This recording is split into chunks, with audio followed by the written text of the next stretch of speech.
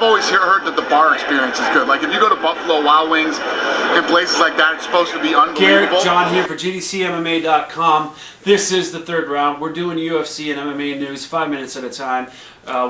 Crazy week we just had. UFC on Fox9, but the biggest news of all, and something we have to start off with right away, is GSP leaving the sport. He has vacated the belt. He is no longer the welterweight champion, and he needs time off. What do you think? It's a shame not to see GSP fighting for gold in the UFC anytime soon. We missed him for a year and a half with the ACL injury, and now it's going to be maybe another year, maybe forever. We'll never know. Everybody wants to see the rematch with Johnny Hendricks because it was well deserved, and it's a card that will sell for sure. But what do you think about it? Yeah, I mean, listen, I knew something was wrong with GSP when he walked out there. He didn't look right. He looked skinny. He looked pale. He just didn't look like the GSP of old. And as soon as he started fighting, it was evident. His fighting style was conducive to someone who's just leaving it all in the cage. When he took that mic from Rogan, it was obvious what was coming. So we waited for an explanation, and we got the best we're going to get, Something's going on in his personal life, and it's obviously affecting him. And he needs some time off. And, I give him a lot of respect for giving up the belt the way he's done, and I just wish him all the best. And we'll see what is to come, For sure. Moving on, UFC on Fox9. Wow, what a card. The Stitchman had a lot of work to do. There was blood, guts, everything flying all over the place. But the two fights that meant the most to us and the most entertaining. I'm wearing this hat in homage to our boy, the California Kid, Urijah Faber. What do you think about that one? Him taking out McDonald. The California Kid fighting at home in Sacramento for the first time in a long time. He looked every bit the fairy tale winner he is. This is the best we've seen of Urijah Faber since WEC pre the Jose Aldo fight. No doubt, man. He looked unreal. I don't think anybody was expecting that he was going to come out and be that dominant. The thing that blew me away was that first exchange, McDonald's face afterwards. You could tell he kind of got up and was like, what did I get myself into, man? And he never got in that fight. Urijah dominated from start to finish. It was fantastic. The two things I learned from that fight is Urijah Faber is on top of the division 100%. Yep. And McDonald needs a lot of work. I thought McDonald was at the top of the division, but I mean, it's clear he needs a lot of work.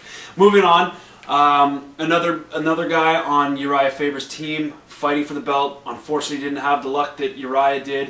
What a fight! What a stoppage! Demetrious Mighty Mouse Johnson versus Benavidez.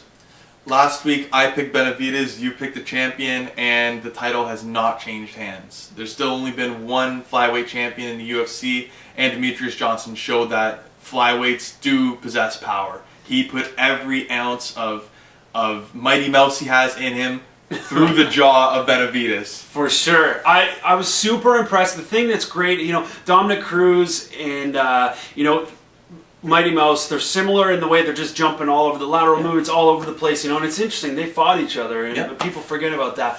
But the thing that I just was so impressed with was Mighty Mouse, how he sat down on that punch. It was just boom, and he took him out, man. It was unbelievable. My jaw hit the floor. I couldn't believe it.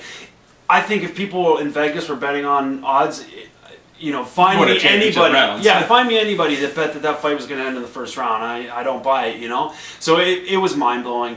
Demetrious Johnson is at the top of that division, and he will stay for a very long time. So yeah, that's wrapping up the Fox card. There was tons of fights that were really exciting with that. I want to bring this up. One of John's favorite fighters ever, 3 years ago, was the last WEC. Today was a Showtime kick, Showtime Pettis. He's out of the UFC right now with an injury, but we had to bring it up, pay a little bit of homage to the guy that did the Showtime kick. What do you have to say about that? He does it every fight. You've seen him high kick knockout of Joe Lozon. You've seen him beat Benson Henderson twice. There's nothing this kid can't do. I can't wait to see him back in the octagon. It's absolutely been a pleasure watching every one of his fights. Yeah, I miss him too. I think it's unfortunate that once they get, they get a lightweight guy in there, a champion that can talk a little bit and be entertaining and maybe sell some more pay-per-views, and he's gone right away. He's badass, man. But the only other thing to bring up right now is 2 weeks from now, we've got the rematch that we're all waiting for. I can't wait. My skin is crawling waiting for this fight. Chris Weidman versus Anderson Silva, number 2.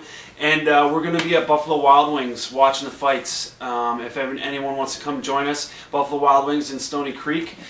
Garrett, John, GDCMMA.com, third round. We'll see you next week.